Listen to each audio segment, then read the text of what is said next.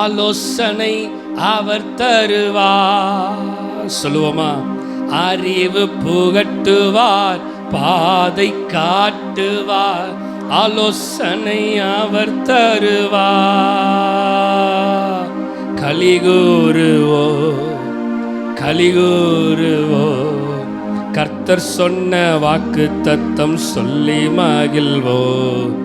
கலிகூறுவோ கலிகூறுவோ, கவலைகள் மறந்து. திரும்பி சொல்லுவோம். அறிவு புகட்டுவார், அறிவு புகட்டுவார், பாதை காட்டுவார், ஆலோசனை அவர் தருவார். இந்த வார்த்தையை சொல்லுங்க பார்க்கலாம். அறிவு புகட்டுவார்.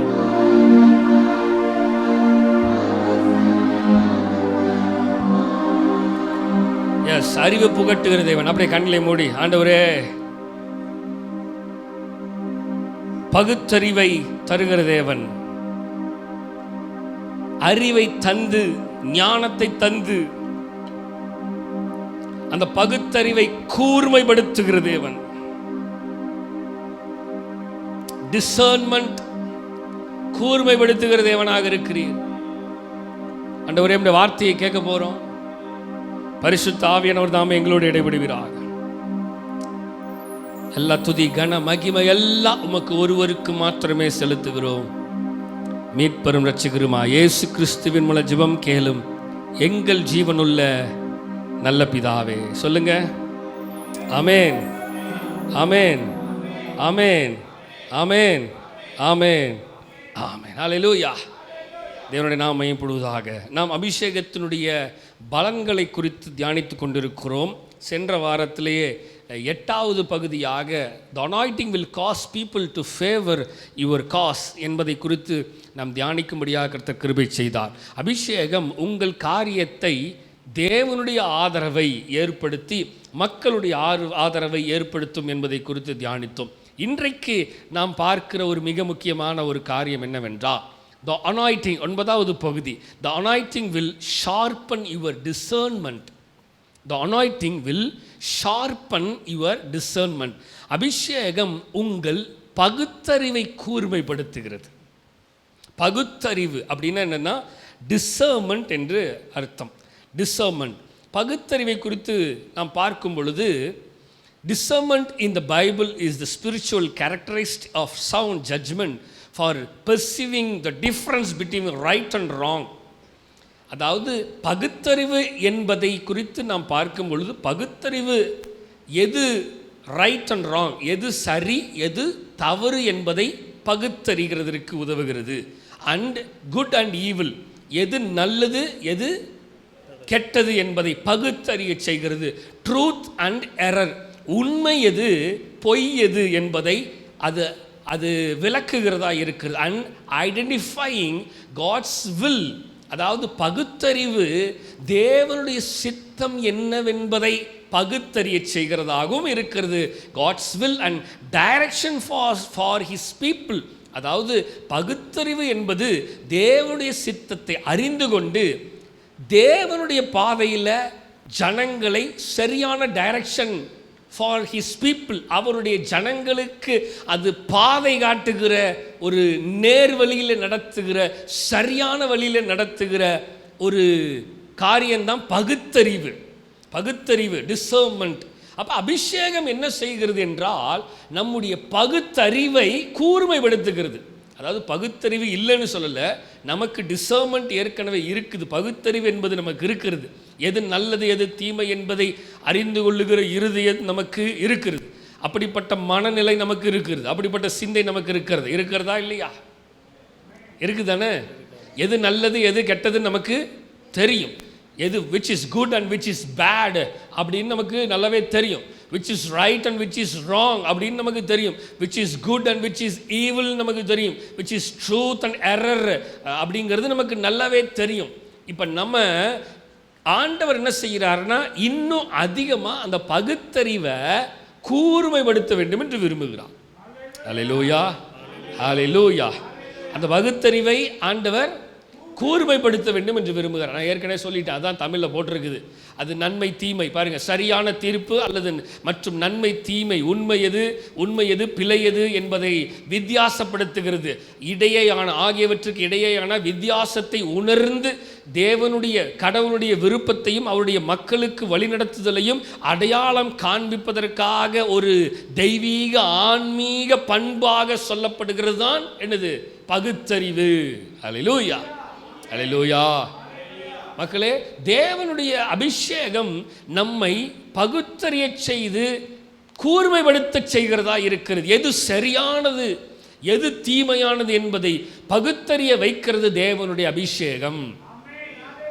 எது நல்லது எது கெட்டது என்பதை பகுத்தறிந்து அவைகளை அடையாளம் கண்டு, அங்க பாருங்க கடைசியில் போட்டிருக்குது பாருங்க, மக்களுக்கு வழிநடத்துதலை அடையாளம் காண்பிப்பதற்காக, which is good and which is bad என்பதை அடையாளம் காண்பித்து பகுத்தறிய செய்கிற உணர்வை தருகிறது தான் தேவனுடைய டிசர்மெண்ட், அந்த அபிஷேகத்தினுடைய டிசர்மெண்ட். அல்லேலூயா, அல்லேலூயா. வசனத்தை வாசிக்கலாம். லூக்கா 12ஆம் அதிகாரம் 54 56 வசனத்தை நாம் வாசிக்க கேட்போமா? Look chapter 12 verse 54 to 56.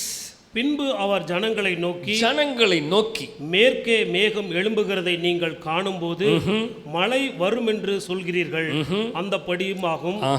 தென்றல் அடிக்கிறதை நீங்கள் காணும்போது உஷ்ணம் உண்டாகும் என்று சொல்லுகிறீர்கள், அந்தபடியும் ஆகும். மாயக்காரரே, பூமியின் தோற்றத்தையும் வானத்தின் தோற்றத்தையும் நிதானிக்க உங்களுக்கு தெரியுமே, இந்த காலத்தையோ நிதானிக்காமற் போகிறது என்ன? நல்ல கவனிங்க. நம்முடைய பரிசுத்த ஆவியானவர் அனுப்புவதற்கு முன்பதாக, நமக்கு ஒரு தேற்றவாளனை அனுப்புவதற்கு முன்பதாக பிதா நமக்கு ஒரு குமாரன் பிறந்தார், நமக்கு ஒரு பாலகன் பிறந்தார். கர்த்தத்துவம் அவர் தோளின் மேல் இருக்கிறது. அவருடைய நாமம் இம்மானுவேல் என்னப்படுவது, இயேசு என்னப்படுவது என்ற ஒருவரை நமக்காக அனுப்பினார். அவர் சகலவற்றையும் சொல்லி கொடுத்துட்டு போயிருக்கிறாரு. அவர் சொல்லி கொடுக்கிற ஒரு மிக முக்கியமான ஒரு விஷயம் என்னன்னா, இந்த அபிஷேகத்தை பெற்றுக்கொண்டவர்களே, அபிஷேகம் பெற்றுக்கொண்ட ஜனங்களே, நீங்கள் உங்களுக்குள்ளாக இருக்கிற இந்த பகுத்தறிவை இன்னும் கூர்மைப்படுத்தி கொண்டு நீங்கள் நிதானித்து அதன்படியாக வாழ வேண்டும் என்பதை அவர் கற்றுக் கொடுக்க விரும்புகிறார். முன்னாடி வசனத்துக்கு வாங்க, 54 அந்த வசனத்தை பார்க்கும் பொழுது, பின்பு அவர் ஜனங்களை நோக்கி மேற்கே மேகம் எழும்புகிறதை நீங்கள் காணும்போது மழை வரும் என்று சொல்லுகிறீர்கள். எத்தனை பேர் மேகத்தை பார்த்த உடனே, இருட்டு மேகத்தை பார்த்த உடனே எத்தனை பேர் வாயிலேருந்து என்ன வரும்? மழை வந்துருங்க அப்படிங்கிறோம். வருதோ வரலையோ? நிறைய நேரம் நம்ம சொல்கிறோம், ஆனால் வரது இல்லை. ஆனால் நம்ம வாய் ஆட்டோமேட்டிக்காக பார்த்த உடனே, அது வசனம் தான் போட்டிருக்குது, நீங்கள் காணும் பொழுது உடனே என்ன சொல்லிடுறீங்க? மழை வரும் என்று சொல்லுகிறீர்கள், அந்தபடி ஆகும். நிறைய நேரம் மழை சொல்கிற மாதிரி வருது, நம்ம அனலைஸ் பண்ணிட்டு நம்ம பார்க்கும்போது மழை பெய்ய ஆரம்பிச்சிருது. அதே மாதிரி தென்றல் அடிக்கிறதை நீங்கள் காணும்போது உஷ்ணம் உண்டாகும் என்று சொல்லுகிறீர்கள், அந்தபடியே ஆகும். ஸோ நிதானிக்கிறீங்கள்ல, ஒவ்வொரு விஷயத்தையும் நீங்கள் நிதானிக்கிறீங்கள. காற்று அடிக்கும் பொழுது நீங்கள் நிதானிக்கிறீங்க, மேகம் வரும்போது நீங்கள் நிதானிக்கிறீங்க. அதே போல மாயக்காரரே, பூமியின் தோற்றத்தையும் வானத்தின் தோற்றத்தையும் நிதானிக்க உங்களுக்கு தெரியுமே. பூமியினுடைய அந்த காற்று உஷ்ணத்தில் வரும்போது, இன்னைக்கு ரொம்ப ஹியூமிடிட்டி ஜாஸ்தியாக இருக்குதுங்க, உஷ்ணம் அதிகமாக இருக்குதுங்க, ஒரு மாதிரி எப்படி இருக்குது, கசகசன்னு இருக்குதுங்க. அப்படிமோ என்னன்னா, அந்த உஷ்ணம் நம்மனால we can feel that humidity. எத்தனை பேர் ஃபீல் பண்ணுறோம்? சில நேரத்தில் நம்மை அறியாமலே அந்த வெப்பம், சூடு தாங்க முடியாமல் நம்ம சரீரத்திலிருந்து ஸ்வெட் ஆகுது, வேர்வை வெளியாகிறது. ஃபேன் ஓடுனாலும் சில நேரத்தில் பார்த்தீங்கன்னா அப்படி தொடச்சோம்னா கையெல்லாம் ஈரமாயிரும். ஸோ உஷ்ணம் வருகிறதை we can analyze and we can find out what's humidity, அதை புரிஞ்சுக்க முடியுது. நீங்கள் நிதானிக்க தெரிகிறது அல்லவா? அதே போல அவர் சொல்றாரு பாருங்க, இந்த காலத்தையோ நிதானிக்காமற் போகிறது என்ன?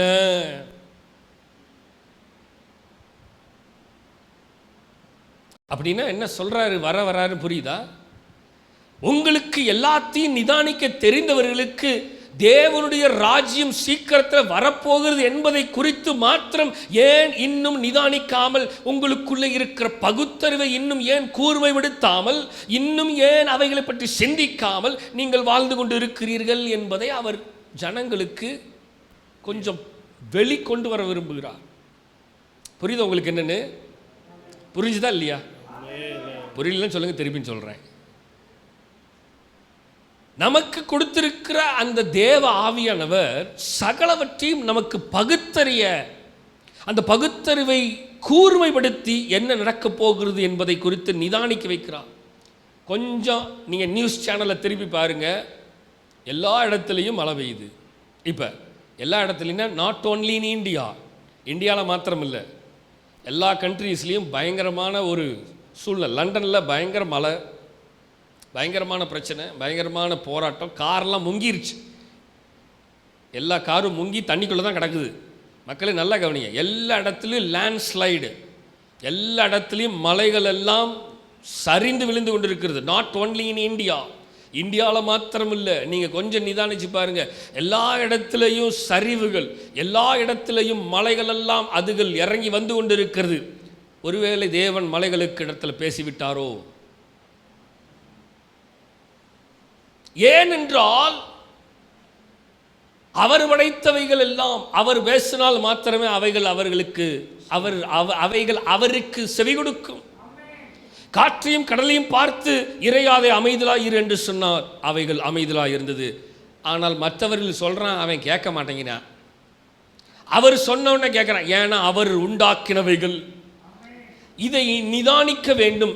உலகத்தில் நடந்து கொண்டிருக்கிற சம்பவங்களை பார்க்கும் பொழுது உலகத்தில் உள்ள சூழ்நிலைகள் எல்லாம் மிகவும் மோசமாக போய்கொண்டிருக்கிறது. மக்களே, நான் திரும்பவும் சொல்லுகிறேன், திரும்பியும் ஒரு மிகப்பெரிய ஒரு சம்பவம் நடக்கப் போகிறது தேசத்திலே. ஆவியானவர் எனக்கு உணர்த்தினதை நான் ஏற்கனவே பைபிள் ஸ்டடியில் சொன்னேன். திருப்பி ஒரு மிகப்பெரிய ஒரு பியூரிஃபிகேஷன், சுத்திகரிப்பை தேவன் ஏற்படுத்த போகிறார். ஏனென்றால் அவர் வருவதற்கு முன்பதாக சில சுத்திகரிப்பை அவர் ஏற்படுத்த வேண்டும். ஏற்கனவே ஒரு சுத்திகரிப்பை செஞ்சு முடிச்சுட்டு போயிட்டார் சில ஆண்டுகளுக்கு முன்பதாக. Again he started his work. திரும்பியும் அவர் அவருடைய வேலையை துவங்கிவிட்டார். இதை இன்னும் நீங்களும் நானும் நிதானிக்கவில்லை என்றால் இட்ஸ் நாட் குட். அவைகள் நமக்கு சரியாக இருக்காது. நாம் இவைகளை நிதானிக்காமல் நம்முடைய வேலையை பார்த்து கொண்டு நம்முடைய காரியங்களை பார்க்கலாம், ஒரு பக்கம் இருக்கட்டும். ஆனாலும் உலகத்தில் தேவன் செய்து கொண்டிருக்கிறவைகளையும் நாம் கொஞ்சம் சற்று சிந்தித்து கவனிக்க வேண்டியது அவசியமாக இருக்கிறது. இல்லை என்றால் கவனிக்க வைப்பார்.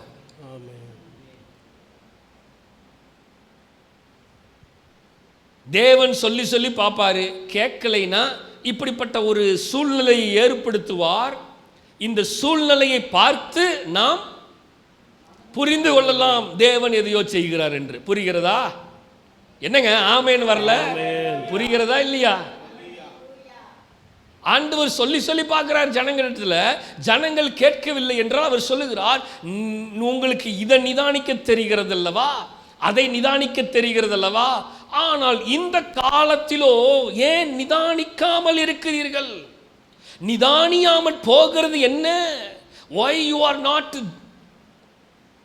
understanding this situation? அவர் சொல்றார், ஏன் இந்த விஷயத்தை புரிந்து கொள்ளாம இருக்கிறீங்க? மக்களே, இன்னைக்கு புரிந்து கொள்வதுதான் கர்த்தர் நம்மோடு பேசிட்டு இருக்கிறார். அல்லேலூயா. புரிந்து கொள்ள வேண்டும், அறிந்து கொள்ள வேண்டும், உணர்ந்து கொள்ள வேண்டும். அதுதான் தேவன் கொடுத்திருக்கிற பகுத்தறிவு. பகுத்தறிவு பெற்ற நாம் இன்னும் புரிந்து கொள்ளாமல் அறிந்து கொள்ளாமல் இருக்கிறது சரியான காரியம் அல்ல. நாம் பகுத்தறிய வேண்டிய காலத்தில் இருக்கிறோம். நாம் நிதானிக்க வேண்டிய சூழ்நிலையில் இருக்கிறோம். நாம் பகுத்தறிய வேண்டிய கட்டாயத்தில் இருக்கிறோம். புரியுதா இல்லையா உங்களுக்கு? நீங்க நல்லா வாழுங்க, தவறு இல்லை. நல்லா நம்ம வாழணும்னு கர்த்தர் விரும்புகிறார், அதுல எந்த பிரச்சனையும் இல்லை. நல்ல நம்ம சுகித்திருக்கணும்னு கர்த்தர் விரும்புகிறார். எஸ், ரைட், இருக்கட்டும். ஆனாலும் தேவனுடைய காரியத்தை நாம் பகுத்தறிய வேண்டும். அது ரொம்ப முக்கியம். நாம் வாழுகிறதை மாத்திரமே, நாம் சுகித்திருக்கிறது மாத்திரமே, நாம் ஆசீர்வாதமாக இருக்கிறது மாத்திரமே பார்த்து கொண்டிருக்க கூடாது. அதோடு கூட சேர்த்து தேவன் செய்த காரியங்களை பகுத்தறிந்து கூர்மைப்படுத்திக் கொண்டு அவைகளை சிந்திக்க வேண்டும். அது நமக்கு இந்த காலத்தில் அவசியமாக இருக்கிறது. ஒரு ஆமென் சொல்லுங்களேன். அதுக்கு தான் அடுத்த வசனம் அழகா போட்டிருக்கிறார். 1 தெசலோனிக்கேயர் 5ஆம் அதிகாரம் 21 22ல 1 Thessalonians chapter 5 verse 21 and 22. எல்லாவற்றையும் சோதித்து பார்த்து, வசனத்தை நல்லா கவனிங்க. இந்த வார்த்தையை நாம் ஒவ்வொரு தடவையும் வாசித்துக் கொண்டே இருக்கிறோம். இந்த வார்த்தையை நாம் பல முறைகள் வாசித்துக் கொண்டிருக்கிறோம். என்ன வசனம் சொல்லுகிறது?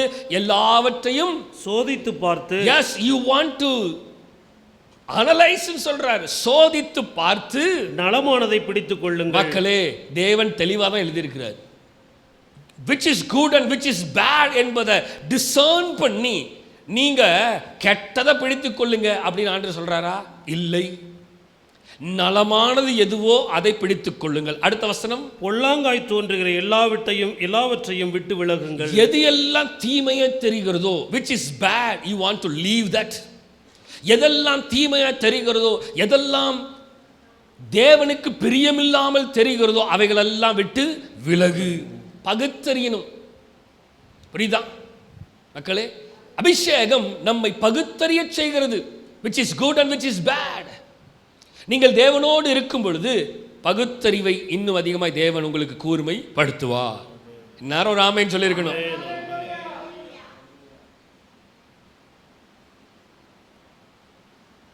நாம் தேவனோடு நிதானித்து, தேவனோடு ஐக்கியப்பட்டு, தேவனோடு உறவாடி, தேவனோடு வாழும் பொழுது அந்த தேவ ஆவியானவர் கண்டிப்பாக நமக்குள்ள இருக்கிற அந்த டிசர்ன்மெண்ட், அந்த பகுத்தறிவின் ஆவியானவர் சகல சத்தியத்திலும் நம்மை நடத்தி நம்மை பகுத்தறிய வைக்கிறது தான் அவருடைய வேலை. அவர் தெளிவா சொல்லியிருக்கிறாரு, எல்லாவற்றையும் டெஸ்ட் பண்ணி சோதிச்சு நலமானதை எடுத்துக்கோ, தீமையானதை விட்டு விலகிரு. பொல்லாங்க தோன்றுகிற எல்லாவற்றையும் விட்டு விலகிரு. அது என்ன பெரிய நன்மையை தருகிறதா இருந்தாலும் சரி, பொல்லாங்கா இருக்கிற எல்லாவற்றையும் விட்டு விலகணும். That is discernment. அதுதான் சொல்லுங்க, டிசர்ன்மெண்ட், பகுத்தறிதல்.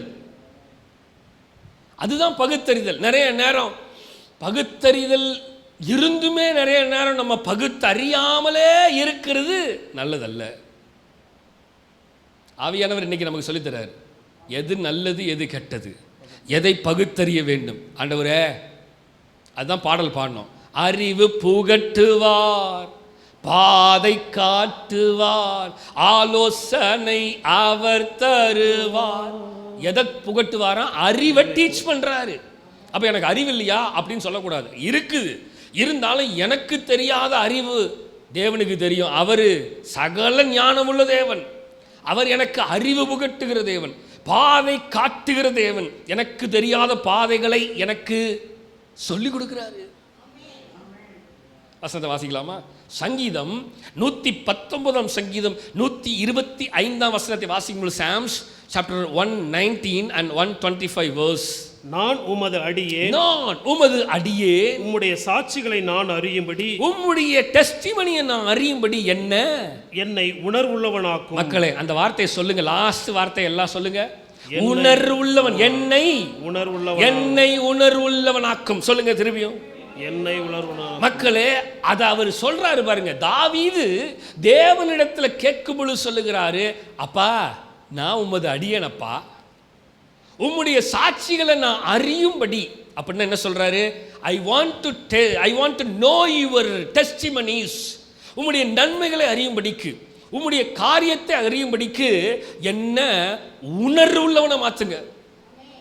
அதான் வசனம் சொல்லு, தேவனை தேடுகிற உணர்வுள்ளவன் உண்டோ என்று பார்க்க கர்த்தர் பரலோகத்தில் இருந்து மனுபுத்திரரை கண்ணோக்கி பார்த்து கொண்டிருக்கிறார். மக்களை நல்லா கவனிங்க. இந்த பகுத்தறிவு அப்படிங்கிறதுக்குள்ள தான் உணர்வு வருது. உணர்வுள்ள இருதயம் தான் பகுத்தறியும். உணர்வு இல்லாத இருதயம் பகுத்தறியாது. ஆமென் சொல்லிடாதீங்க.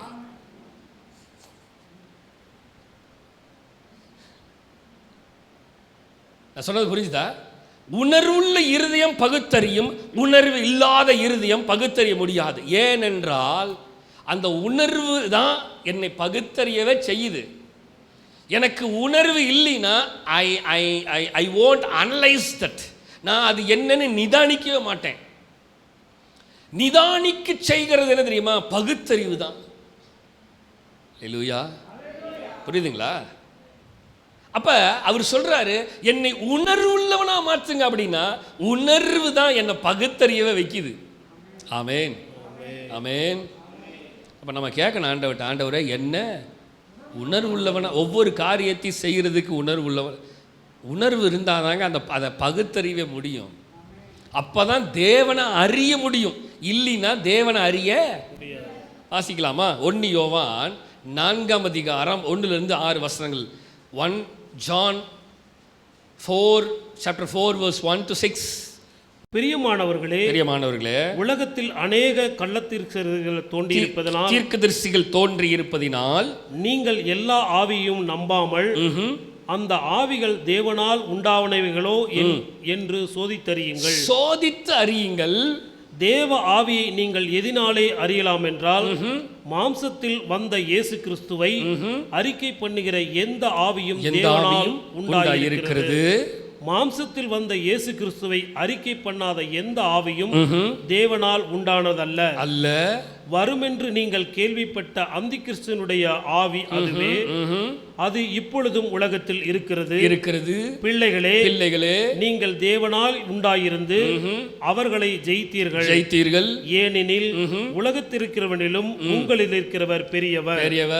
அவர்கள் உலகத்திற்குரியவர்கள். ஆகையால் உலகத்திற்குரியவர்களை பேசுகிறார்கள். உலகமும் அவர்களுக்கு செவி கொடுக்கும். நாங்கள் தேவனால் உண்டானவர்கள்.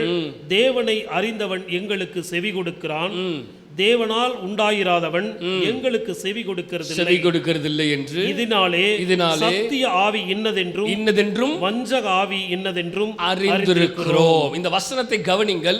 ரொம்ப தெளிவான ஒரு வசனங்கள். தயவு செய்து உங்கள் செவிகளை, சிந்தைகளை கூர்மைப்படுத்தும்படி கேட்டுக்கொள்கிறேன். அழகான வார்த்தை. பிரியமானவர்களே, உலகத்தில் அநேக கள்ள தீர்க்கதரிசிகள் தோன்றி இருப்பதினால் நீங்கள் எல்லா ஆவிகளையும் நம்பாமல் அந்த ஆவிகள் தேவனால் உண்டானவைகளோ என்று சோதித்தறியணும். மெனி டைம்ஸ் டிவியை திறந்தா பல ஊழியக்காரன் இப்போ வந்துடுறான். யூடியூப்பில் போனால் லட்சக்கணக்கான பேர் இருக்கிறாங்க. எவன் நல்லவன், எவன் தீமையானவன், எதை சத்தியத்தை சொல்கிறான், எதையுமே நம்மளால் புரிந்து கொள்ள முடியாத அளவுக்கு அவர்கள் பேசுகிறார்கள். பேசுறதெல்லாம் பார்த்தீங்கன்னு வைங்களேன், நம்ம உருகிடுவோம். பயங்கரமாக பேசுகிறான். என்ன நம்ம பாஸ்டர்லாம் என்னத்தை பேசுகிறார் பிரசங்க, அவர் பிரசங்கமே பண்ணுறதில்ல ஒழுங்கா, என்னம்மா பேசுகிறான்னு தெரியுமா இந்த ஆள் அப்படின்லாம் தோணுகிறது. சில நேரத்தில் எனக்கே தோணும், என்ன பயங்கரமாக பேசுகிற பண்ணுறான், ஓவர்டேக் பண்ணிடுவாங்களோ நம்மளெல்லாம், அப்படியெல்லாம் எனக்கே தோணி இருக்குது சில நேரத்தில். But we want to analyze that spirit. வசனம் தெளிவாக சொல்லப்பட்டிருக்கிறது. நல்லா கவனிங்க. என்ன பண்ணணும் தெரியுமா? அந்த ஆவிகள் தேவனால் உண்டானவைகளோ என்று சோதித்து அறியுங்கள். அதோட மாத்திரமல்ல, தேவ ஆவியை நீங்கள் எதினாலே அறியலாம் என்றால் தெளிவாக சொல்லிக் கொடுக்குறாங்க.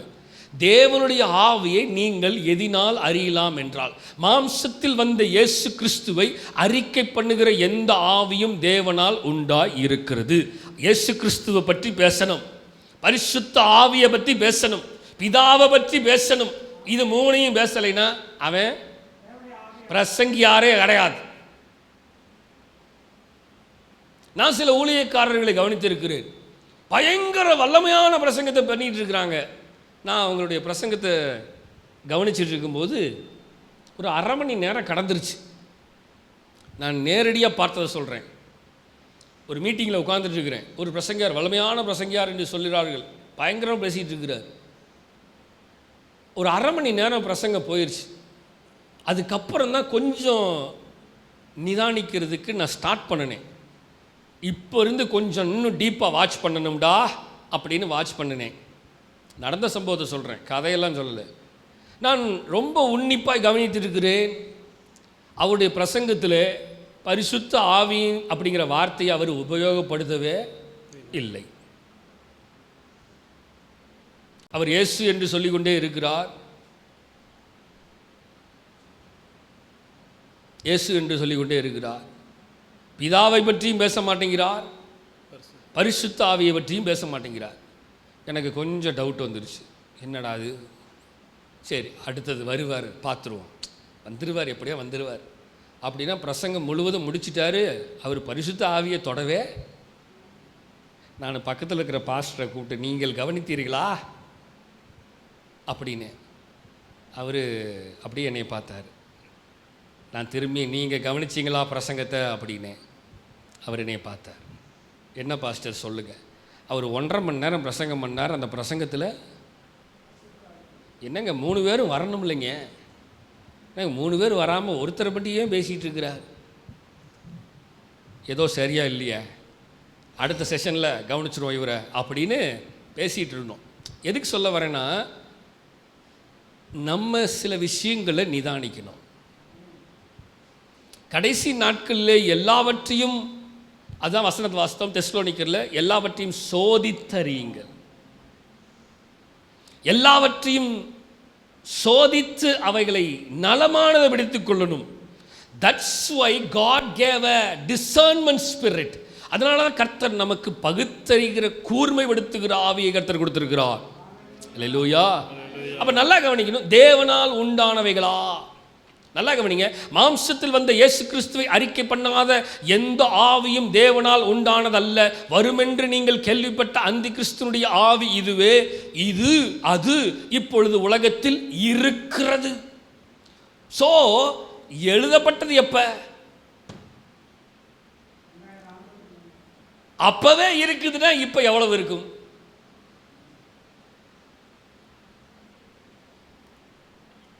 புரியுது உங்களுக்கு என்னன்னு? அப்பவே இருக்குதுன்னு சொல்லிட்டாங்க, இப்ப எவ்வளவு இருக்கும் சொல்ல முடியாது. மக்களே, நம்ம தான் எல்லாவற்றையும் பகுத்தறியணும். அதான் அழகா சொல்றார், பிள்ளைகளே நீங்கள் தேவனால் உண்டாயிருந்து அவைகளை ஜெயித்தீர்கள். எவ்வளவோ மேற்கொண்டிருக்கிறோம். நான் நிறைய ஃபேஸ் பண்ணியிருக்கிறேன், நிறைய மேற்கொண்டிருக்கிறோம். ஏனெனில் உலகத்தில் இருக்கிறவனிலும் உங்களில் இருக்கிறவர், அந்த பெரியவர் எனக்குள்ள இருக்கிறதுனால தான் நான் என்னால் பகுத்தறிய முடிகிறது. இல்லைன்னா பகுத்தறிய முடியாது. இப்பவும் இப்போ ரொம்ப டெக்னிக்கலாக வஞ்சிக்க ஆரம்பிச்சிட்டாங்க. அதனால இன்னும் நம்ம ரொம்ப ஸ்ட்ராங்காக அந்த பகுத்தறிவை கூர்மைப்படுத்தணும். அதனால தான் இன்னைக்கு வார்த்தை என்னன்னா, பகுத்தறிவுகிறதில்ல, பகுத்தறிகிறத இன்னும் கூர்மைப்படுத்தணும். Sharpen your discernment. அதை இன்னும் கூர்மைப்படுத்தி இன்னும் கவனமாக நம்ம பார்க்க வேண்டியது அவசியமாக இருக்கிறது. வசனத்தை பாருங்க, அவர்கள் உலகத்துக்குரியவர்கள் ஆகியால் உலகத்துக்குரியவைகளை பேசுகிறார்கள், உலகமும் அவர்களுக்கு செவி கொடுக்கிறது. சர்ச்சில் சினிமா பாட்டை பாடிட்டு டான்ஸ் ஆடிட்டு இருக்கிறான். அது இந்த மதுரையில் ஒருத்தன் இருக்கிறான், அவன் பண்ணுற அலும்பு தாங்க முடியல. ஃபுல்லாக சினிமா பாட்டு தான் சர்ச்சில். அதுவும் டிஸ்பிளே பண்ணி பார்த்து பாடுங்க அப்படின்னு சொல்கிறான் சினிமா பாட்டை. ஜனங்கள், பிள்ளைகள், வாலிப பிள்ளைகளை நீங்கள் பாருங்கள். வேணா அந்த வீடியோவை அனுப்புகிறேன். நான் எதுக்கு அனுப்பலைன்னா, நம்ம பார்த்து வீணாக வரக்கூடாது, அதை பார்க்குறதுக்கு பார்க்காமலே இருக்கலாம், அதனால தான் அனுப்புறதில்லை. ஆனால் சில காரியங்களை நாம் நிதானிக்க வேண்டும். வாலிப பிள்ளைகள் எல்லாம் பார்த்தீங்கன்னு வைங்களேன், கையை மேலே தூக்கி கையை தட்டிட்டு என்ன குதிக்கிறாங்க தெரியுமா? அதற்கு விசிலை அடித்துக்கொண்டு. மக்களே, ஜனங்கள் வஞ்சிக்கப்படுகிறார்கள், அவர்கள் வஞ்சிக்கப்படுகிறார்கள் என்று தெரியாமலே வஞ்சிக்கப்பட்டு கொண்டிருக்கிறார்கள். இதுக்கு காரணம் தெரியுமா? they have not discerned the spirit. அவர்கள் இந்த ஆவியை பகுத்து அறியாதபடியினால அவர்கள் அப்படியே உட்கார்ந்திருக்கிறார்கள். மக்களே நல்ல கவனிங்க, உலகத்துக்குரியவர்கள். அதனால தான் உலகத்தில் இருக்கிறத பற்றி பேசிகிட்டு இருக்கிறான், உலகத்தில் இருக்கிறத பாடிட்டு இருக்கிறான், உலக காரியங்களை பேசிகிட்டு இருக்கிறான். ஜனங்களும் மக்களும் உலகமும் அவர்களுக்கு செவி கொடுக்கிறது. ஆனால் வசனத்தை கவனிங்கள், நாங்கள் தேவனால் உண்டானவர்கள், தேவனை அறிந்தவர்கள் எங்களுக்கு செவி கொடுக்கிறார்கள். ஹல்லேலூயா. தேவனை அறிந்தவர்கள் தேவனுக்கு மாத்திரமே செவி கொடுப்பார்களே தவிர உலகத்துக்கு ஒருபோதும் செவி கொடுக்க மாட்டார்கள். That's the discernment spirit. அதுதான் பகுத்தறி ஆவி. உலகத்திற்கு செவி கொடுக்கிறது இல்லை, தேவனுக்கு செவி கொடுக்க வேண்டும். ஆமென். வசனத்தை வாசிக்கிற பாருங்க, தேவனால் உண்டாயிராதவன் எங்களுக்கு செவி கொடுக்கிறது இல்லை. எங்களுக்கு யாரெல்லாம் செவி கொடுக்கிறது இல்லையோ அவங்கெல்லாம் யாரு? தேவனால் உண்டானவர்கள், தேவனுடைய ஆவியில உண்டானவர்கள் அல்ல. இதனாலே சத்திய ஆவி இன்னதென்றும் வஞ்சக ஆவி இன்னதென்றும் அறிந்திருக்கிறோம். Yes, we can clearly know which kind of spirit they have. எங்களுக்கு நல்லவே தெரியும் அவங்களுக்குள்ள இருக்கிற ஆவி எப்படிப்பட்ட ஆவி என்று. அப்படிங்கிறத இங்க வசனம் சொல்லுகிறது. நல்லா கவனிச்சுக்கோங்க மக்களே. அப்ப நம்மளைய பார்த்தே தெரிஞ்சுக்கலாம் நம்முடைய கிரியைகளை பார்த்தே தெரிஞ்சுக்கலாம். செவி கொடுக்கிறவர்கள் தேவனுடைய ஆவியை உடையவர்கள், செவி கொடுக்காதவர்கள் தேவனுடைய ஆவியை உடையவர்கள் அல்ல, வஞ்சகத்தின் ஆவியை உடையவர்களாக இருக்கிறார்கள். அதனால தான் நீ என்ன சொல்றது நான் கேட்கணும் அப்படின்னு செவி கொடுக்காம போறது. காரணம் என்ன தெரியுமா? ஏதோ ஒரு விஷயம் நம்மை வஞ்சகப்படுத்தி வைத்திருக்கிறது. மக்களை புரியுதா? தேவனால் பிடிக்கப்பட்டவனாய் இருந்தால் நம் தேவனுக்கு செவி கொடுப்போம், நிச்சயமாய் தேவ வார்த்தைக்கு கீழ்ப்படிவோம். ஒருவேளை தேவனால் பிடிக்கப்பட்டவர்களாக இல்லாமல் வேற காரியத்துக்கு பிடிபட்டவர்களாக இருந்தால் தான் நம்ம கீழ்ப்படிய மாட்டோம்.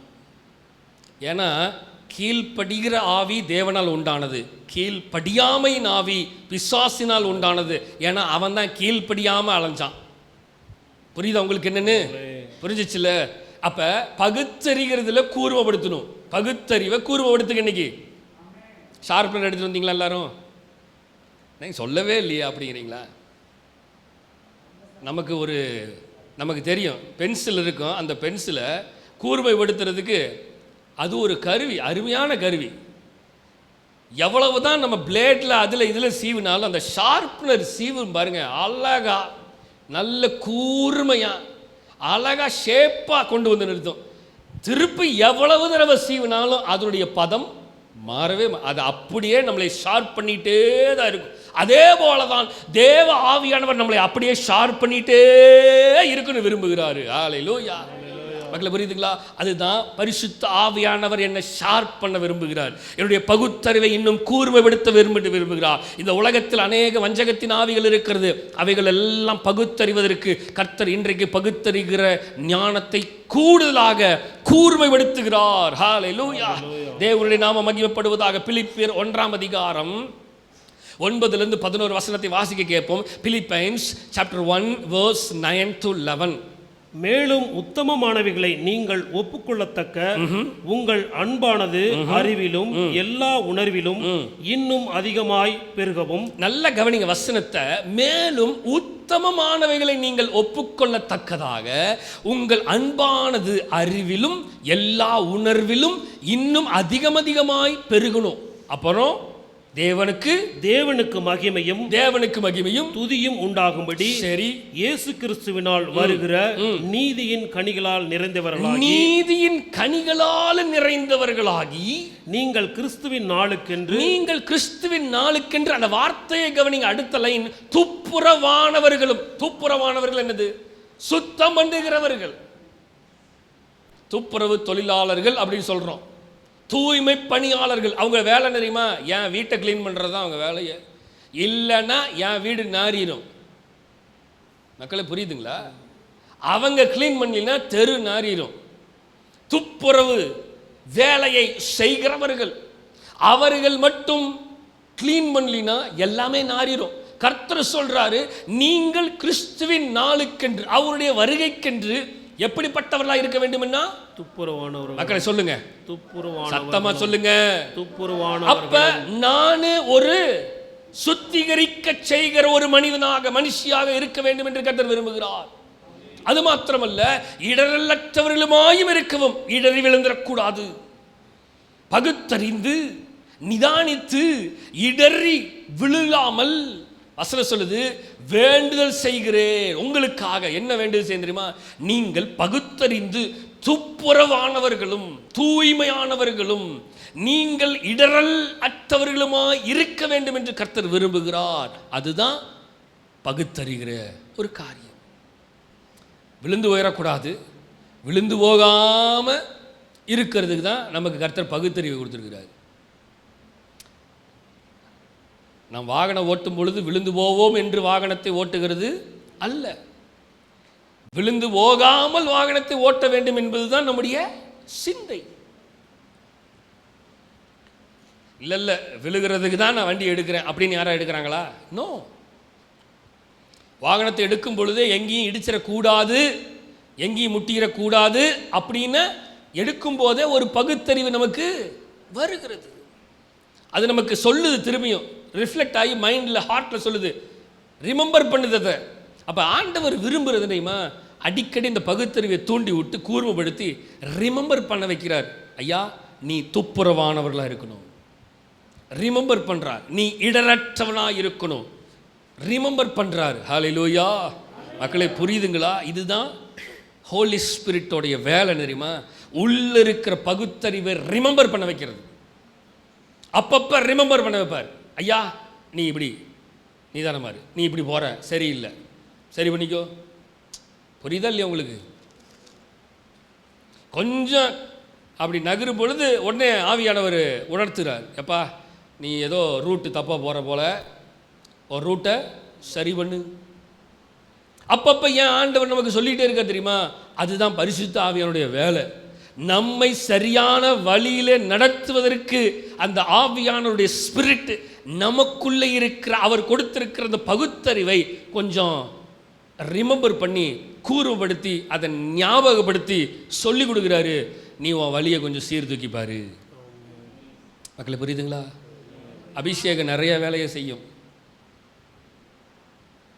அபிஷேகம் சொல்லுங்க, அபிஷேகம். The anointing will do everything and many things. அனாயிட்டிங் எல்லாத்தையும் நிதானிக்க செய்யும். அனாயிட்டிங் தான் சகலத்தையும் நடத்தும். வாசிக்கலாம் எபிரேயர் 5ஆம் அதிகாரம் 13-14. Hebrew chapter 5 verse 13 and 14.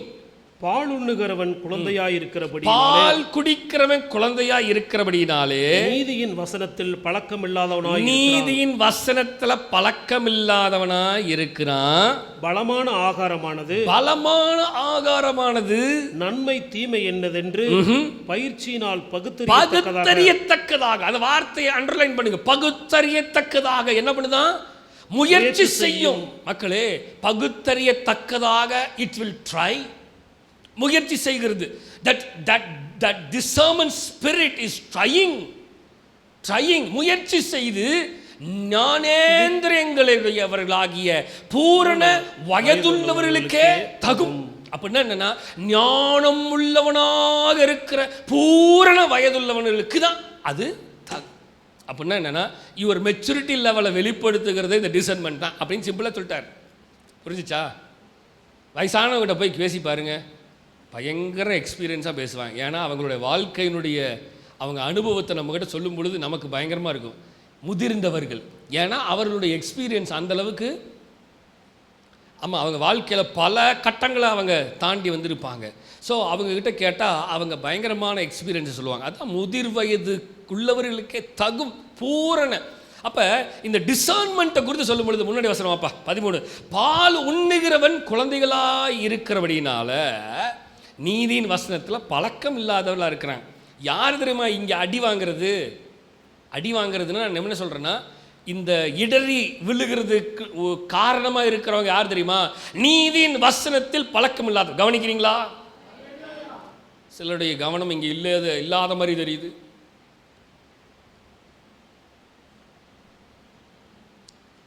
கொஞ்சம் கூர்மைப்படுத்துங்க.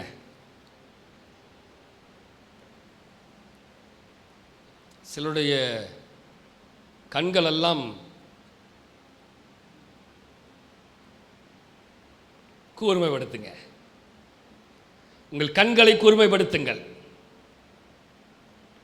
உங்கள் கண்களை கூர்மைப்படுத்துங்கள்.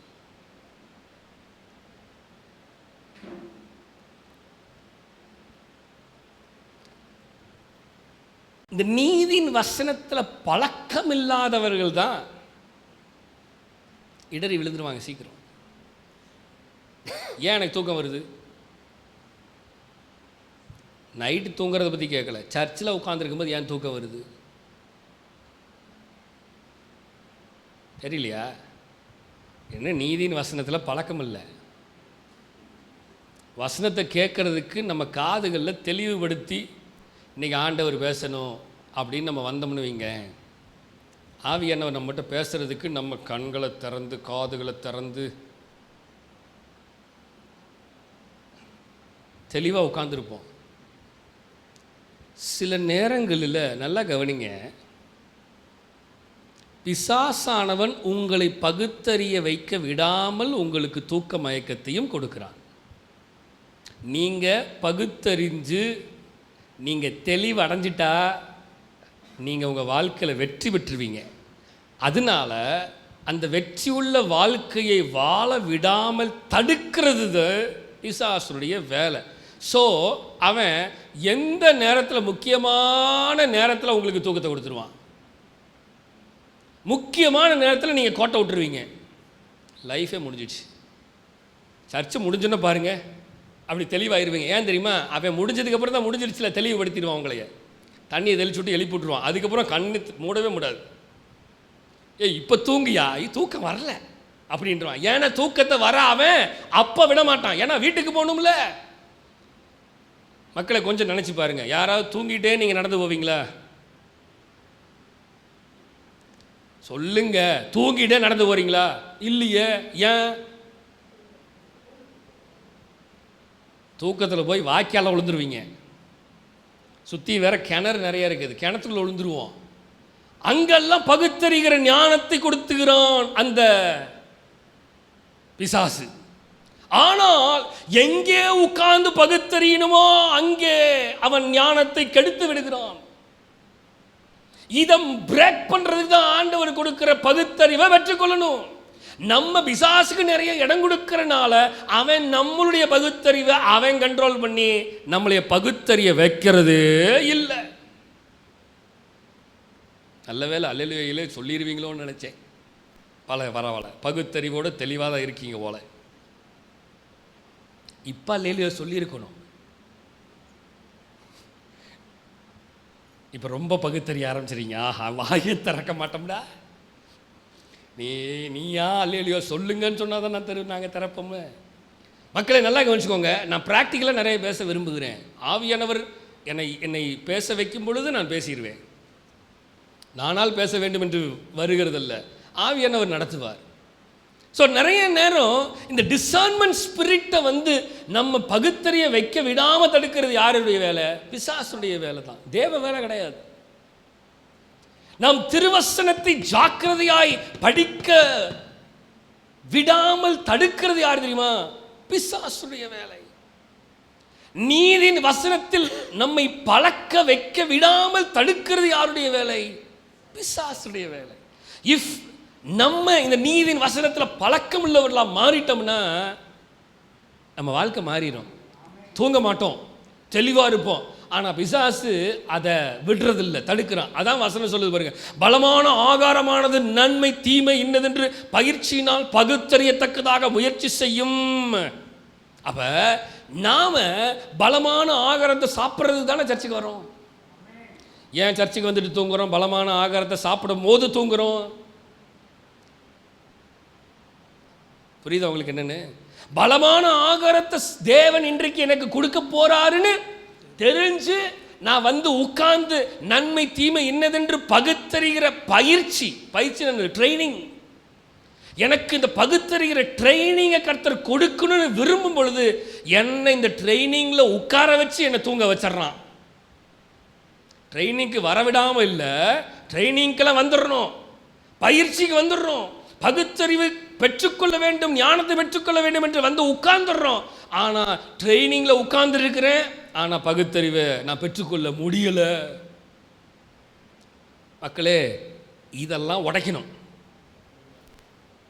இதெல்லாம் உடைக்கணும். இன்னைக்கு ஆண்டவர் ஆவியானவர் பேசுகிறதுக்கான ரீசன் இதுதான். இதை பிரேக் பண்ணணும்.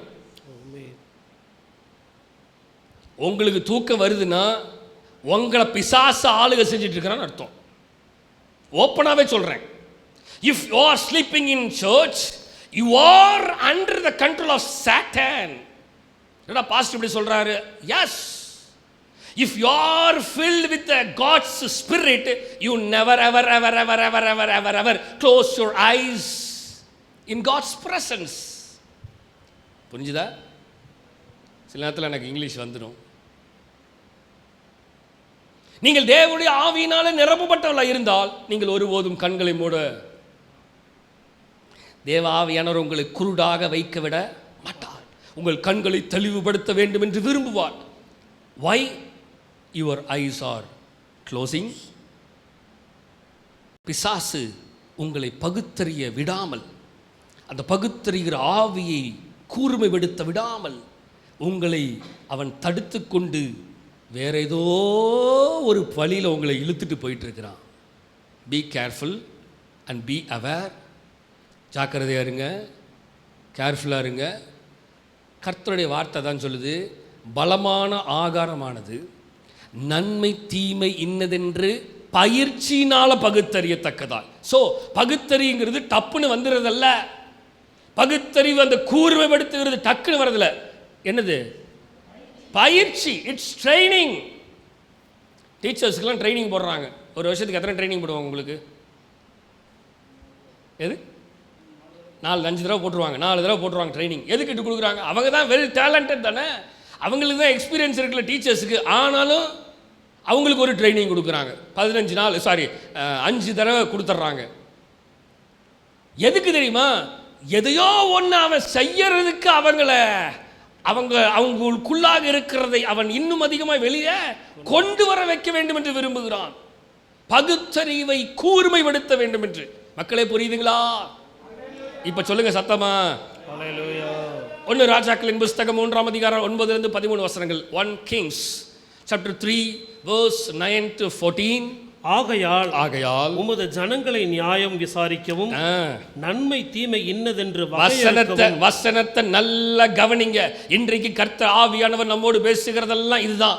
உம்முடைய ஜனங்களை நியாயம் விசாரிக்கவும் நன்மை தீமை இன்னதென்று வகையறுக்கவும் அடியனுக்கு ஞானமுள்ள இருதயத்தை தந்தருளும். யார்கிட்ட கேட்கிறான்? ஆண்டவர்கிட்ட கேட்கிறான். யாரு கேட்கிறா?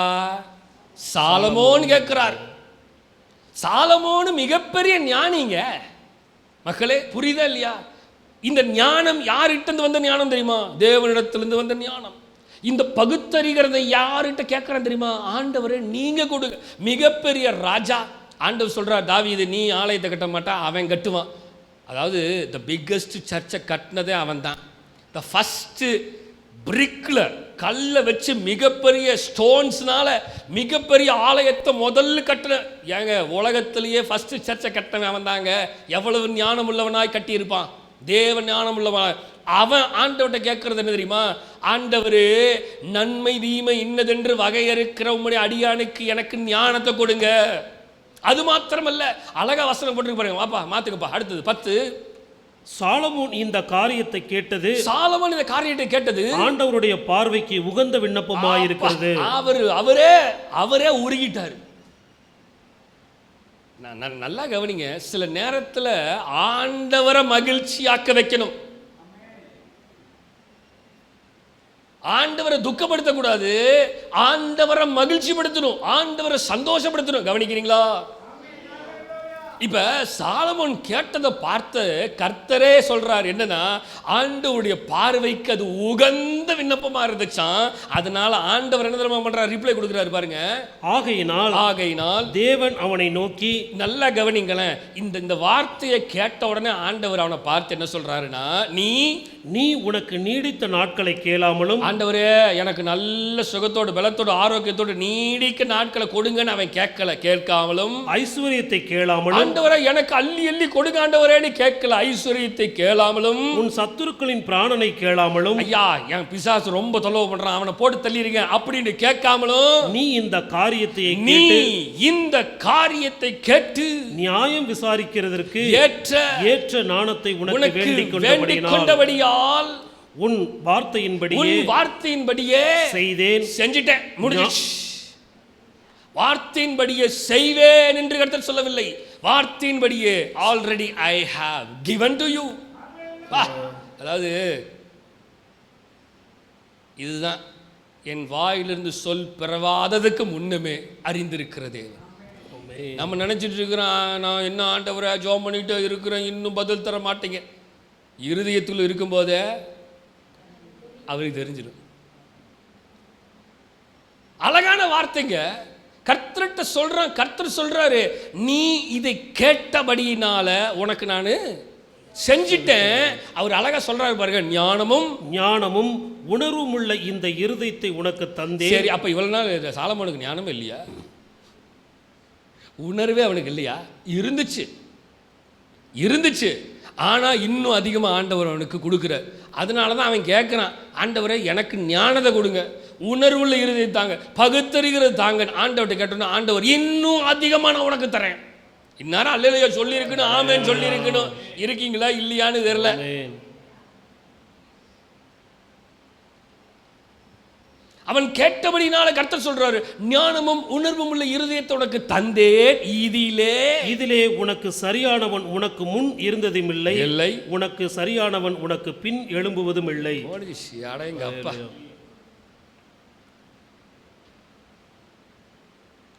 ஏற்கனவே ஞானி கர்த்தர்கிட்ட கேட்டு இன்னும் ஞானத்தை பெற்றுக்கொண்டு பகுத்தறிவை பெற்றுக்கொண்டு கூர்வப்படுத்தி ஒரு மிகப்பெரிய ஷார்ப்பனர் வச்சிருப்பாரு போல அவர். அப்போ ஆண்டவர்கிட்ட ஷார்ப் பண்ணிட்டே இருந்து இப்போ ஆண்டவரை சொல்றாரு, நான் இவளெல்லாம் உனக்கு கொடுத்துட்டேன், உனக்கு முன்னாடி இந்த மாதிரி எவனும் இல்லை, உனக்கு பின்னாடி இனிமேல் எவனும் இருக்கவும் முடியாது. மக்களே, இந்த ஞானத்தை இதோட முடியல, அடுத்த வார்த்தை இருக்குது, வசனம் 13. இதுவும் அன்றி நீ கேளாத ஐஸ்வரியத்தையும் மகிமையும் உனக்கு தந்தே, உன் நாட்களில் இருக்கிற ராஜாக்களில் ஒருவனும் உனக்கு சரியானவன் இல்லை, இருப்பதில்லை. புரிஞ்சுதா உங்களுக்கு வசனம்? இவன் கேட்காததை கேட்டான், கர்த்தர் கேட்காதையும் கொடுத்தான். நான் சொன்னது புரிஞ்சிருச்சா? நம்ம ஆண்டவர்கிட்ட இதை கொடு, அதை கொடு, இதை ஏன் கொடுக்கல, அதை ஏன் கொடுக்கல, நான் கொடுக்க முடியாது. என்ன ஆண்டவர் கொடுக்க? ஆமா, கொடுக்க முடியாது. புரிஞ்சுச்சா உங்களுக்கு என்னன்னு? நீ கேளாததை கேட்டபடினால, நீ கேட்காத நான் இவையும் சேர்த்து உனக்கு கொடுத்துட்டேன். நம்ம கேட்கறதையே திரும்பி கேட்டுட்டு இருக்கிறோம். நான் போன வாரமே சொன்னேன், வளருங்க. கவனிச்சிங்களா? போன வாரம் நான் சொன்னது, வளருங்க. இன்னுமே ஆண்டவர் எனக்கு நன்மை செய்யவில்லை, இன்னுமே எனக்கு கஷ்டங்கள் இருக்கிறது, இன்னுமே எனக்கு துன்பங்கள் இருக்கிறது, இன்னுமே எனக்கு இவைகள் நெருக்குகிறது, இன்னுமே அவைகள் எனக்கு லெஃப்டில் இடிக்குது, ரைட்டில் இடிக்குது, ஃப்ரண்ட்டில் இடிக்குது, பேக்கில் இடிக்குதுன்ட்டு இருந்தால் எல்லாமே இடிக்க தான் செய்யும். நார்மல் தான் அதெல்லாம் இடிக்கிறதுலாம். அவைகளுக்கு அடுத்த லெவலுக்கு போயிட்டு ஆண்டவரே என்னை ஆசீர்வாதமாக வைத்திருக்கிறீர்களே அதற்காக நன்றி, அதோடு நிறுத்திடணும். என்னங்க ஆண்டவரே தர மாட்டேங்கிறீங்க, என்னங்க ஆண்டவரே செய்ய மாட்டேங்கிறீங்க, நான் எவ்வளவு கஷ்டப்படுறேன் தெரியுமா? ஏன் அவருக்கு தெரியவே தெரியாதா? நீங்கள் லெட்டர் போட்டால் தான் அவருக்கு தெரியுமா? சொல்லுங்க. உங்களை மாதிரி பல பேர், நம்மளை மாதிரி பல பேர் அவருக்கு லெட்டர் போட்டுருக்கிறோம். அவர் எல்லா லெட்டருக்கும் பதில் கொடுத்துட்ருக்கிறார். நம்ம பேசுகிற பேச்செல்லாம் அவர் கேட்குற மாதிரி அவர் ரெடியாக இல்லை. என்னடா பாஸ்டர் இப்படி சொல்கிறார்? எஸ், அவர் என்ன செய்யணும்னு விரும்புகிறாரோ அதை மட்டும்தான் செய்வார். இப்போ ஆண்டவன் நம்மளை சுகத்தோடு வச்சிருக்கலையா? வச்சிருக்கிறார். கர்த்தர் நம்மை ஆரோக்கியத்தோடு வச்சிருக்கலையா? வச்சிருக்கிறார். கர்த்தர் நம்மை வாழ வைக்கலையா? வைத்திருக்கிறார். எத்தனையோ பேர்த்துக்கு கிடைக்காத பாக்கியங்களை கர்த்தர் நமக்கு கொடுத்திருக்கிறார். கர்த்தர் எவ்வளவோ மேன்மையாக வச்சிருக்கிறாரு. அதற்கெல்லாம் நன்றி சொல்லாம இன்னும் நான் கஷ்டத்திலையும் துன்பத்திலையும் இருக்கிறேன், அதை விடுருங்க. நாளைய தினத்தை குறித்து கவலைப்படாதே. வானத்து பறவைகளை கவனித்துப்பா. அவைகள் விதைப்பதும் இல்லை, அறுப்பதும் இல்லை, களஞ்சியத்தில் சேர்த்து வைப்பதும் இல்லை, அவைகளுக்கே பரமபிதா பிழைப்பும் பூட்டும் பொழுது உங்களுக்கு பிழைப்பூட்ட மாட்டாரா? பொல்லாதவர்களாகிய நீங்களே உங்கள் பிள்ளைகளுக்கு நல்ல ஈவுகளை கொடுக்க அறிந்திருக்கும் போது பரலோகத்தில் இருக்கிற நான் உங்களுக்கு அதிகமாய் கொடுக்க மாட்டேனா என்று ஏற்கனவே சொல்லி முடித்து விட்டார். ஆனால் இன்றும் நான் பகுத்தறிவு இல்லாத மனிதனைப் போல இன்னும் தரமாட்டேங்கிறீங்க. அவர் சொல்லுவாரு, அடே பகுத்தறிவு இல்லாதவனே,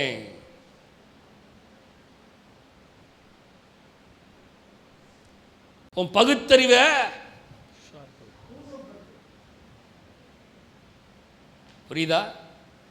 புரிஞ்சுதா மக்களே? நிறைய நேரம் நம்ம தப்பாக ஜெபம் பண்ணுறோம். இதுதான் போன வாரம் சொன்னேன். ஜெபம் பண்ணுறோம், ஆனால் பதில் கிடைக்கிற மாதிரி ஜெபம் பண்ணணும். Don't waste your time. உங்கள் ஜெப நேரத்தையும் வேஸ்ட் பண்ணாதீங்க. தெளிவாக ஜெபம் பண்ணுங்க. நீங்கள் அஞ்ஞானிகளைப் போல அளப்பாமல் ஜெபிக்கணும்னு ஆண்டவர் அதையும் சொல்லி கொடுக்குறாரு. 2 நிமிஷம் ஜெபம் பண்ணாலும் 2 வார்த்தை நச்சுன்னு இருக்கணும். அது போதும் அவருக்கு. அவருக்கு நீண்ட ஜெபமெல்லாம் அவருக்கு தேவையில்லை. 2 வார்த்தையாக இருந்தாலும் சரியான வார்த்தையாக பதில் தருகிற வார்த்தையாக இருக்கணுமே தவிர 40 நாள் ஒருத்தன் வந்தான், காலையிலையும் மாலையிலையும் 40 நாள் வந்தான், காலையிலையும் மாலையிலையும் ஒருத்தன். அவன் பேர் என்னது? கோலியாத்து. இவனுக்கு சரியாக அவனை ஹேண்டில் பண்ண அவனுக்கு தெரியல. பயந்து பயந்து பயந்து பயந்து பயந்து ஒளிஞ்சுக்கிட்டே இருக்காங்க. அவன் கேட்குறான், டே எவனாவது ஒருத்தரை என் முன்னாடி அனுப்புங்கடா பார்க்கலாம். எவனுமே வந்து நிற்கிறதுக்கு ரெடியாக இல்லை. தாவீதுங்கிற ஒருத்தனுக்கு மட்டும்தான் அவனை கையாளுகிற முறை என்னன்னு தெரியும். எதனால தெரியும் தெரியுமா? தேவன் கொடுத்த பகுத்தறிவுனால. புரிஞ்சுதா? சவுல் நினைச்சுக்கிட்டு எல்லாத்தையும் மாட்டியெல்லாம் வர்றான். அவன் சொல்றான், எப்பா உன்னுடைய பகுத்தறிவுலாம், இந்த பகுத்தறிவு கூர்மையான பகுத்தறிவு ஓம் பகுத்தறிவில் நான் போய் இப்போ முட்டி மோதி நான் செய்ய முடியாது. சொல்கிறான், இஸ்ரவேலின் தேவனாகிய கர்த்தருடைய நாமத்தினால வருகிறேன், என்னுடைய பகுத்தறிவின் கூர்மை அவர். இந்த மண்டையில் ஓடுறதோ இந்த கத்தியோ இந்த கேடகமோ என்னை காப்பாற்றாது, தேவனுடைய ஞானமே என்னை காப்பாற்றும். அழகு அழகு, அதுதான் தேவன் விரும்புகிறார். ஸோ அவர் சொல்லுகிறார், நீ கேளாத ஐஸ்வரியத்தையும் உனக்கு தருகிறேன். மக்களே, கர்த்தருக்கு தெரியும் எனக்கு என்ன. என்னை வாழ வைத்த தெய்வம் தானே இயேசு, என்னை வழி நடத்தும் தீபம் தானே இயேசு. அப்போ என்ன வாழ வைக்க தெரிஞ்ச தேவனுக்கு என்னை வழி நடத்தவும் தெரியும். நம்ம நிறைய நேரம் தெரியாமல் ஆண்டவர்கிட்ட கேட்குறோம், ஆண்டவரே இன்னும் என்னை ஆண்டவரே.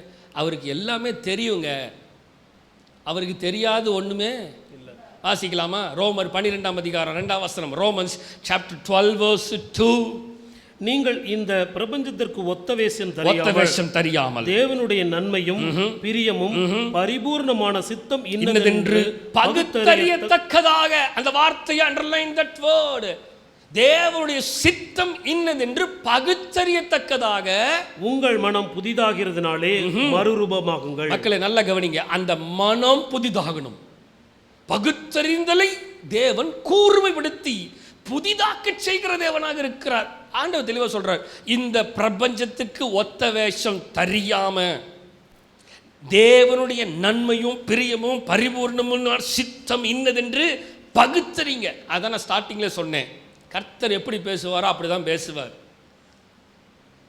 அவர் இயற்கை மூலமாய் பேசணும் என்றால் இயற்கை மூலமாக தான் பேசுவார். ஸோ தேவனுடைய நன்மை பிரியம் பரிபூர்ணம் சித்தம், காட்ஸ் வில். சொல்லுங்க சித்தம். நான் ஸ்டார்டிங்லேயே சொன்ன வாஸ்தவம்ல, அந்த டிசர்ன்மெண்ட்டோடைய லாஸ்ட் பகுதி காட்ஸ் வில். தேவ ஜனங்களை சரியான பாதையில் நடத்துகிற காட்ஸ் வில்லா இருக்கணும். அதுதான் தேவன் செய்ய விரும்புகிறார். ஸோ பகுத்தறிவை தேவன் எதுக்கு தருகிறார் என்றால், நன்மை தீமை பரிபூர்ணம் என்னதென்று அறிந்து கொண்டு தேவனுடைய சித்தத்தின்படி அவைகளை பகுத்தறிந்து நம்முடைய மனம் புதிதாகிறதுனால மறுரூபம். மனசு புதுசாகணும், மறுரூபமாகும். டிரான்ஸ்ஃபிகரேஷன். நிறைய நேரம் வை டிரான்ஸ்ஃபிகரேஷன் நடக்கலைன்னா இன்னும் மனம் புதிதாக மாறலை. ஸோ இன்னைக்கு ஆண்டவர் சொல்றார், பகுத்தறிகிற மனதை தந்து புதிதாகிற மனதை தந்து கர்த்தர் உங்களை கூர்மையாய் நடத்துவாராக. ஆமென்.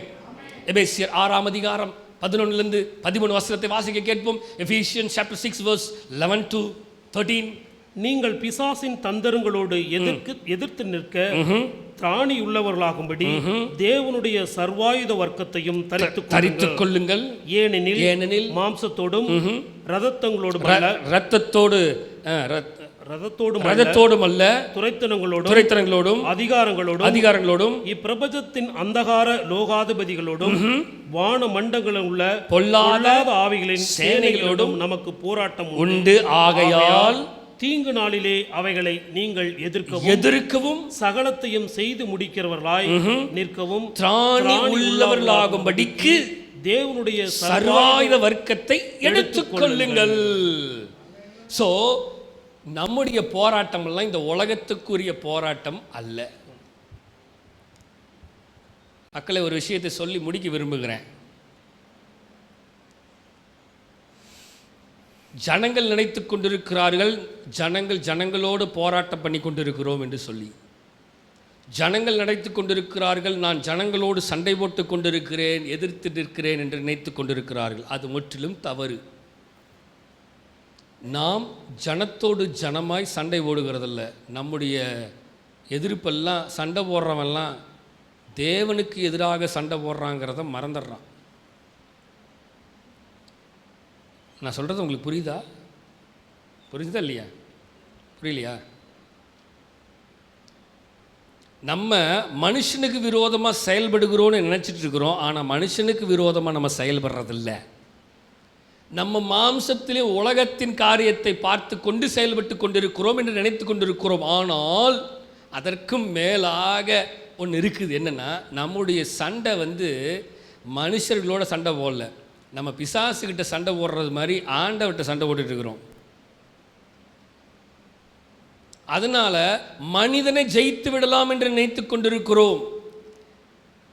நான் சொல்றது புரியுதா இல்லையா உங்களுக்கு? மனிதர்களை ஜெயித்து விடலாம் என்று நினைத்து கொண்டிருக்கிறோம். ஆனால் நம்முடைய ஜெயம் தருகிறவரே அவர்தாங்கிறத நம்ம மறந்துடுறோம். வசனம் சொல்லுது, உங்களுடைய போராட்டமெல்லாம், முன்னாடி வாங்கப்பா 11, உங்களுடைய போராட்டமெல்லாம் 12 மாற்றுங்க. உங்களுடைய போராட்டமெல்லாம் மாம்சத்தோடும் இரதத்தோடும் அல்ல, துரைத்தனங்களோடும் அதிகாரங்களோடும் இப்பிரபஞ்சத்தின் அந்தகார லோகாதிபதிகளோடும். எப்படி? அந்தகார லோகாதிபதிகளோடு, வான மண்டலங்களில் உள்ள பொல்லாத ஆவிகளின் சேனைகளோடும் நமக்கு போராட்டம் இருக்கிறது. ஸோ நம்முடைய போராட்டம் எல்லாம் மறைமுகமான ஆவிக்குரிய போராட்டமாக தான் இருக்கிறது. ஆனால் அந்த ஆவிக்குரிய போராட்டம் நிறைய நேரம் கண்ணுக்கு தெரியறதில்ல.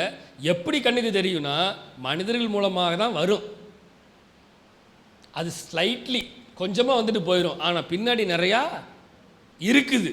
நாம் இதை பகுத்தறிஞ்சு, வசனத்தை பார்த்துக்க 13, பகுத்தறிஞ்சு என்ன பண்ணணும் தெரியுமா?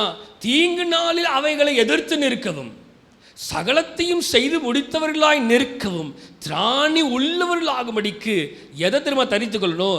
தேவனுடைய சர்வாயுத வர்க்கத்தை எடுத்துக்கொள்ளணும். இப்போ இதுதான் பகுத்தறிகிற ஞானம். பிசாசுக்கு எதிர்த்து நிற்கணும் அப்படிங்கிறதுக்கு தேவனுடைய பகுத்தறிவு இல்லை என்றால் பிசாசுக்கு எதிர்த்து நிற்க முடியாது. நான் முடிக்க விரும்புகிறேன். 2 பேதுரு 1 அதிகாரம் 3-8 வசனத்தை வாசிக்க கேட்போம். 2 Peter chapter 1 verse 3-8. தம்முடைய மகிமையினாலும் காருண்யத்தினாலும் நம்மை அழைத்தவரை அறிகிற அறிவினாலே ஜீவனுக்கும் தேவ பக்திக்கும் வேண்டிய யாவற்றையும் அவருடைய திவ்ய வல்லமையானது நமக்கு தந்தருளுமன்றி இச்சையினால் உலகத்தில் குண்டான கேட்டுக்கு தப்பி திவ்ய சுபாவத்துக்கு பங்குள்ளாகலாகும் பொருட்டு மகா மேன்மையும் அருமையுமான வாக்குத்தத்தங்களும் அவைகளாலே நமக்கு அளிக்கப்பட்டிருக்கிறது. இப்படி இருக்க நீங்கள் அதிக ஜாக்கிரதையுள்ளவர்களாய், நல்லா கவனிங்க, இப்படி இருக்க நீங்கள் அதிக ஜாக்கிரதை உள்ளவர்களாய் உங்கள் விசுவாசத்தோட தைரியத்தோட ஞானத்தையும் ஞானத்தோட இச்சையடக்கத்தையும் இச்சையடக்கத்தோட பொறுமையோட தேவ பக்தியோட சகோதர சிநேகத்தோட அன்பையும் கூட்டி வழங்குங்கள். இவைகள் உங்களுக்கு உண்டாயிருந்து பெருகினால் உங்களை நம்முடைய கர்த்தராகிய இயேசு கிறிஸ்துவை அறிகிற அறிவிலே வீணரும் கனியற்றவர்களுமாய் இருக்க ஒட்டாது. வசனத்தை நன்றாக பாருங்கள். அந்த கடைசி வசனத்தை 8ஆம் வசனம், இவைகள் உங்களுக்கு உண்டாயிருந்து பெருகினால் உங்களை நம்முடைய கர்த்தராகிய இயேசு கிறிஸ்துவை அறிகிற அறிவிலே வீணரும் கனியற்றவர்களுமாய் இருக்க ஒட்டாது. So we want to analyse எவ்ரிதிங்னு சொல்லிட்டு அவர் சொல்லி முடிக்கிறார். பேதுருவில் எழுதப்பட்டிருக்கிற வார்த்தை, நீங்கள் ஒவ்வொன்றையும் அனலைஸ் பண்ணி பகுத்தறிந்து அந்த பகுத்தறிகிறதை கூர்மைப்படுத்தி கொண்டிருந்தீர்கள் என்றால் உங்களை அது கனியற்றவர்களாக ஒட்டாது, விடாது. கனி இல்லாமல் இருக்கிற மனிதர்களாக அல்ல, கனி உள்ளவர்களாக வைத்திருக்கும். வீணராய் அல்ல, வீணா போனவன் அப்படின்னு சொல்லுகிறது இல்லை. பகுத்தறிகிறது நம்மை கனி உள்ளவர்களாய் மாற்ற வேண்டும் என்று விரும்புகிறது, கனி அற்றவர்களாக அல்ல. இந்த வசனத்தை நீங்கள் திரும்பியுமாக வாசித்து பாருங்கள் வீட்டுக்கு போய். எனக்கு டைம் ஆயிடுச்சு, முடிக்க விரும்புகிறேன். எபேசியர் 4:14-15, Ephesians chapter 4 verse 14 and 15 says, நாம் இனி குழந்தையாயிராமல் மனுஷருடைய சூதும் வஞ்சிக்கிறதற்கு ஏதுவான தந்திரமுள்ள போதகமாகிய பலவித காற்றினாலே அலைகளைப் போல அடிபட்டு அலைகிறவர்களாயிராமல் அன்புடன் சத்தியத்தை கைக்கொண்டு தலையாகிய கிறிஸ்துவுக்குள் எல்லாவற்றிலேயும் நாம் வளர்கிறவர்களாயிருக்கும்படியாக அப்படி செய்தார். நான் முடிக்க விரும்புகிறேன் மக்களே, இந்த வசனத்தை சொல்லி நான் முடிக்க விரும்புகிறேன். முன்னாடி வாங்கப்பா, அந்த வசனத்தை கவனிங்கள். நாம் இனி குழந்தைகளாய் இராமல் மனுஷனுடைய சூதும் வஞ்சிக்கிறதற்கு ஏதுவான தந்திரமுள்ள போதகமாகிய பலவித காற்றினால அலைகளை போல அடிபட்டு அலைகிறவர்களாய் இராமல். வசனத்தை நல்லா கவனிச்சிங்களா? வசனத்தை கவனிச்சிங்களா? காற்றினாலே அடிபட்டு இங்கேயும் அங்கேயும் அலைகிற அலைகளை போல அடிபட்டு அலைகிறவளா இல்லாம, இங்க போலாமா அங்க போலாமா, இதை செய்யலாமா அதை செய்யலாமா, இதை பேசுறது அதை பேசுறது போட்டு கண்ணா பின்னான்னு தெளிவான வாழ்க்கை வாழணும். ஒரு முடிவு எடுத்தால் தெளிவு, இல்லைன்னா முடிவு எடுக்காதீங்க. வாழ்ந்தால் ஒழுங்காக வாழுங்க, இல்லை வாழாதீங்க அப்படிங்கிறத வசனம் சொல்லுது. எப்படின்னா இப்படி அப்படி அப்படி இப்படின்னு போட்டு ஒலட்டிட்டு அலைகிறவர்களை போல அடிபட்டு காற்றினாலே அடிபட்டு அலைகிறவர்களை போல இல்லாம 15 அன்புடன் சத்தியத்தை கை கொண்டு. நல்லா கவனிங்க, சத்தியம் உங்களை விடுதலையாக்கும். யாரும் சத்தமா ஆமேன்னு சொல்லியிருக்கணும். பகுத்தறிகிறது எதிரிமா சத்தியம்.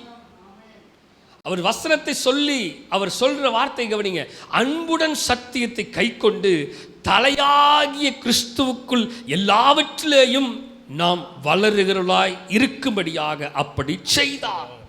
ஸோ பகுத்தறிகிறதை கூர்மைப்படுத்தி எல்லாவற்றிலேயும் நான் வளர வேண்டும் என்று சொல்லி கர்த்தர் விரும்புகிறார். நாம் என்ன செய்யணும்னா தலையாகிய கிறிஸ்துவை தரித்து கொள்ள வேண்டும், சத்தியத்தை கை கொள்ள வேண்டும். இந்த சத்தியம் என்ன சொல்லுகிறது? சத்தியத்துக்கு செவி சாய்க்கணும். தேவ வார்த்தை என்ன சொல்லுகிறது? தேவனுடைய அபிஷேகம் என்ன சொல்லிக் கொடுக்கிறது?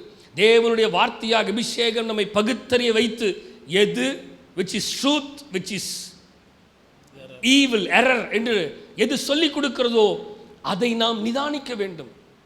பிள்ளைகள்லாம் கவனிச்சுக்கோங்க. எல்லா சின்ன பிள்ளைகள்லேருந்து வாலிய பிள்ளைங்க, பெரிய பிள்ளைங்க, எல்லா பிள்ளைகளும் பகுத்தறிகிற ஞானத்தை தேவனிடத்தில் கேளுங்க. ஃப்ரெண்ட்ஸ், பகுத்தறியணும். எல்லாரும் சிரிப்பான், ஆமாம் எல்லாரும் தான் சிரிக்கிறான். எல்லாரும் சிரிக்கிறவனெல்லாம் நல்லவன் என்று சொல்ல முடியாது. அழுகிறவர்கள் எல்லாம் தீமையானவர்கள் என்றும் சொல்ல முடியாது. பகுத்தறியணும். தேவனிடத்தில். அதுக்கு தான் பிள்ளைகளை ஜெபம் பண்ணுங்க அப்படின்னு சொல்றதுக்கு காரணம் தெரியுமா? அப்பதான் ஆண்டவர் உங்களுக்கு சொல்லிக் கொடுப்பார், பகுத்தறிகிற ஞானத்தை கொடுப்பார். பிள்ளைகளுக்கு மாத்திரமல்ல, பெரியவர்களுக்கு, நமக்கு எல்லாருக்கும் சொல்லுகிற ஒரு காரியம், கர்த்தருடைய வார்த்தையை கேட்டு நாம் நிதானித்து பகுத்தறியணும்.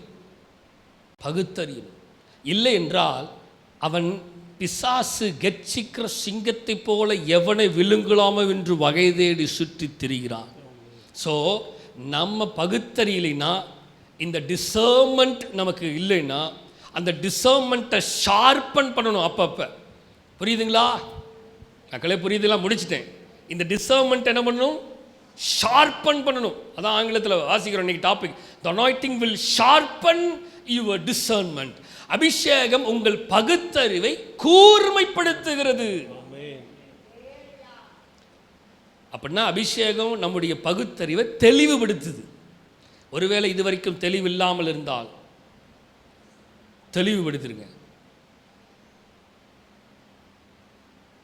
தெளிவா இருங்க, ஜாக்கிரதையா இருங்க. எல்லாவற்றையும் சோதித்து பார்த்து நலமானதை பிடித்துக் கொள்ளுங்கள். பொல்லாங்கை தோன்றுகிற எல்லாவற்றையும் விட்டு விலகுங்க. சமாதானத்தின் தேவன் தாமே உங்களை முற்றிலும் பரிசுத்தமாக்குவாராக.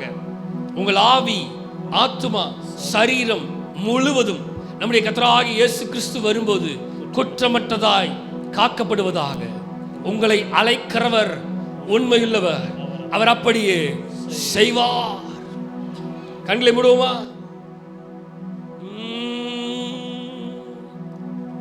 பகுத்தறிகிற ஞானத்தை கொடுங்கப்பா.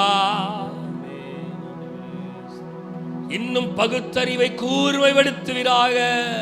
கூர்மையான பட்டயமா உன்னை என்றும் மாற்றுவா. சத்துரு விழுந்தானே, சத்துரு விழுந்தானே உன் பாதங்களின் கீழே. புது எண்ணெயால் அபிஷேகம் என் பாத்திரம் நிரம்பும். மக்களை சொல்லுவோமா? சத்துரு வீழ்ந்தானே உன் பாதங்களின் கீழே. புது எண்ணெயால் அபிஷேகம் என் பாத்திரம் நிரம்பும். எல்லாம் சொல்லுங்க. பெரும் பந்தியின் நடுவிலே என் தலையை உயர்த்துவா. நீதியின் சால்வையால் உன்னை மூடுவார். பெரும் பந்தியின் நடுவில் சொல்லுங்க. தலையை உயர்த்துவார்,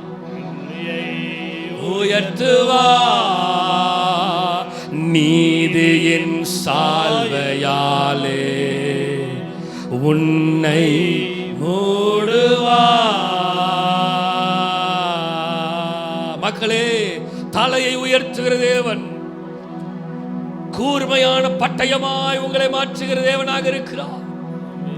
கூர்மையான பட்டயமாய் மாற்றுகிறார்.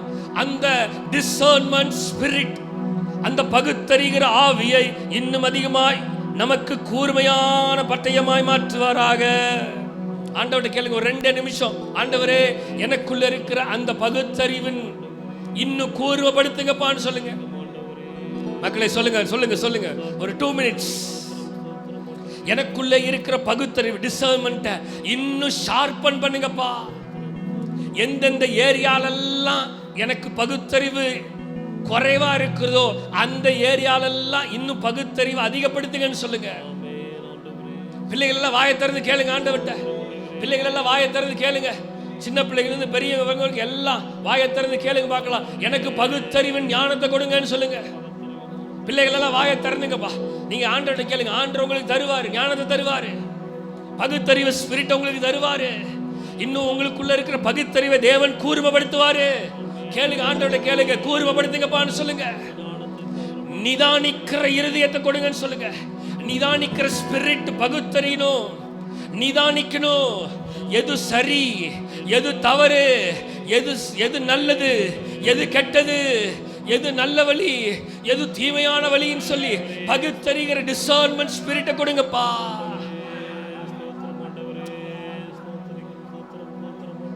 நாங்க குறைவா இருக்க கூடாது, எங்கள் பிள்ளைகள் குறைவா இருக்க கூடாதுப்பா. எங்க பிள்ளைகள் குறைவா இருக்க கூடாது. ஆண்டவரே, பகுத்தறிவை இன்னும் அதிகப்படுத்துங்க. உம்முடைய அபிஷேக ஆவியானவர் இன்னும் அதிக டிசர்ன்மென்ட் ஸ்பிரிட்ட கூர்மைப்படுத்தும்படியாக நாங்கள் வேண்டிக் கொள்கிறோம். ஆண்டவரே, எங்கள் பிள்ளைகள் எல்லாம் உடைய கரத்துல தருகிறோம்.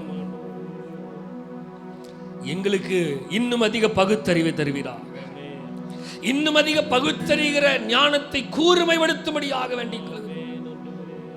எல்லாவற்றையும் சோதித்து பார்த்து நலமானதை பிடித்துக் கொள்ள பொல்லாங்கை தோன்றுகிற எல்லாவற்றையும் விட்டு விலகி உம்முடைய டிசர்ன்மெண்ட்ல நாங்க வாழ தேவன் எங்களுக்கு கிருபை செய்யும்படியாக வேண்டிக் கொள்கிறோம் ஆண்டவரே.